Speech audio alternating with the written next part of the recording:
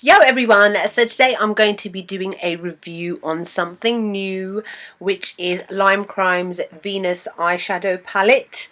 I got this yesterday and I'm wearing it on my eyes for the first time today. I got it from Cocktail Cosmetics, which I will try to I'll link their company below. It might be sold out already, I'm not sure. You can also get it from Lime Crime as well if you're interested, but unfortunately at the moment it's out of stock. I'm really sorry, I don't mean to do a video and show you something and then you can't go out and get it. I know that's really annoying, but because it's something which is still quite new, obviously it goes out of stock often, but then it's always restocked. And as far as I'm aware, Cocktail Cosmetics is an authorized retailer of Lime Crime as well as Love Makeup and I think Cute Cosmetics. So those are the companies to look out for when they will restock these. Okay, first off, it costs £35 and inside it you get 8 eyeshadows. And firstly, we will talk about the packaging. So this is meant to be like a representation of Botticelli's The Birth of Venus, which is the reference to the picture on the front. But the only difference, she's got blue hair, like Lime Crime's founder, Dodia. That's how you pronounce it, I think.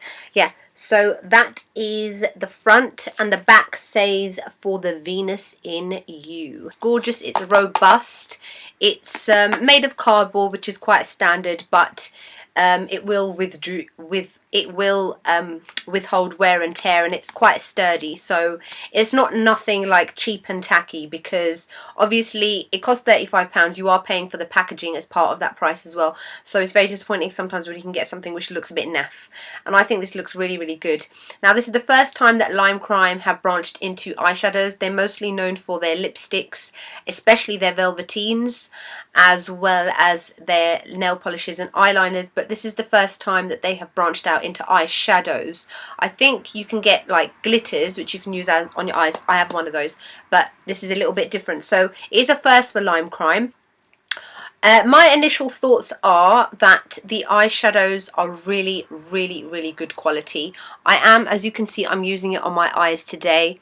It is a very like rusty, warm based palette, full of kind of bruised shades. It's been nicknamed like the grunge palette. So back in the, what was it, late 80s, early 90s, when the grunge look was in fashion. I don't remember, I was a kid, so those kind of fashions didn't really apply to me. So those are the kind of shades that it's meant to represent. So for those of you that love warm tone shades, this is definitely the kind of palette for you. Very bruised fruit kind of look, bruises, that sort of thing. So it's got like the very dark kind of shades, and then it's got more lighter shades, but they all sit within the same kind of shade family of like orangey browns. Yeah, so as I said, wearing it today, love it. I am using, out of 8 of these shadows, I'm using 7 of them. And I had a lot of fun creating this look. If you want me to do a tutorial, let me know below. And my whole makeup and everything I'll list below to my Instagram page, where I always list out all my makeup. I am wearing Lime Crime on my lips today as well, just because I felt to go for a whole Lime Crime kind of theme. So I'm wearing Utopia Velveteen mixed with Babette lipstick and Night Moth lip liner by MAC. So I've mixed a whole load of things together to come up with these lips. Back to the eyeshadow palette. So this is what it looks like inside. You get a really nice little mirror on the top, which has Lime Crime written on it, and then here are the 8 eyeshadows. As you can see, I have used it today. Like I said, today is the first time that I've used it. And overall, I'd say I'd give this a 9 out of 10. Actually, you know, I think I'd give it a 10 out of 10. I don't know why I'm holding back the 1. It's an awesome, awesome palette. The shades are very nicely pigmented. They're not powdery. They're very easy to blend.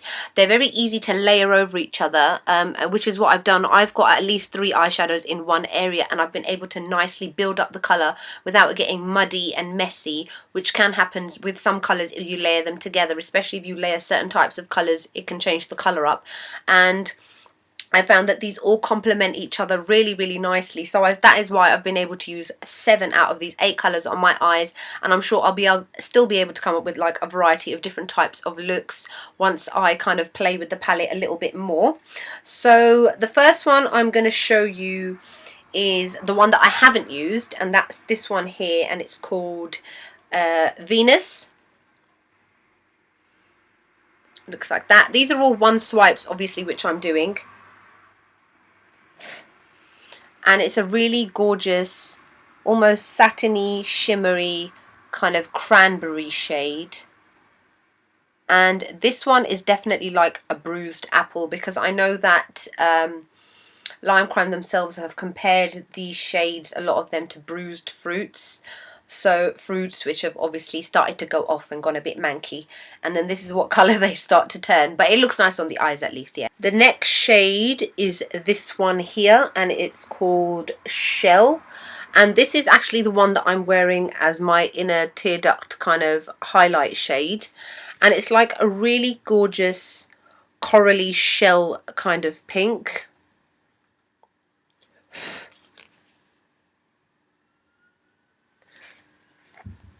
And this one is definitely more of a kind of a shimmery sort of shade. So nice to use.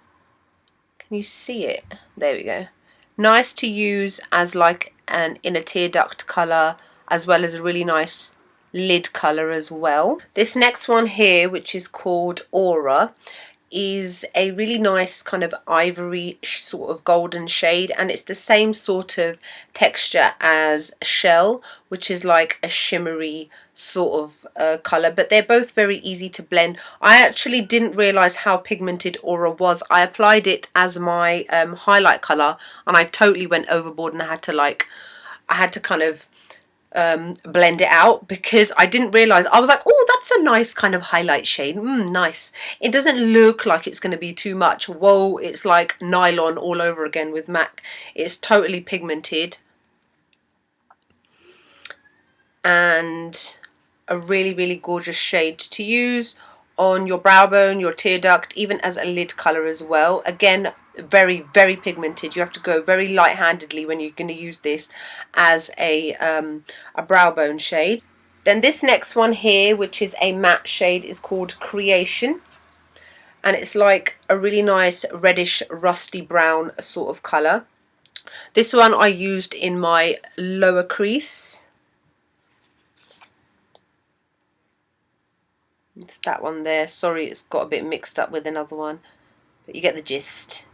Then we have got Icon, which I used on my part of my lower lash line.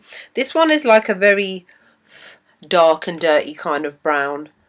Really nice to use in your crease as an outer V colour, a crease colour. It can be used for a variety of things.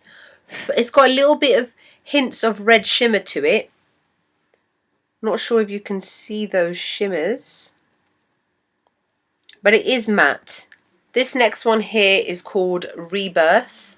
This is the one I'm actually wearing all over my lid, and the colour really surprised me. Again, I didn't think that it would come out as pigmented as it did. A lot of shades that are like this are kind of like a deep reddish coral sort of shade, can sometimes come out quite powdery, and then when you apply them they're not as opaque as they should be. This one definitely is, to the point where when I applied it to one eye, I used the same brush and applied it to the other. It was that pigmented that I didn't actually need to go back in for any more. And it looks like that, and it's that one on the top, and it's also a matte shade. Then you've got Divine. Obviously every palette needs a kind of warm, more neutral kind of crease shade, which yes, I did use to do my upper crease. It's like a brown taupe colour. I don't know why I keep using the same finger, they're getting all mixed up. Hold on. And it's that one on the top.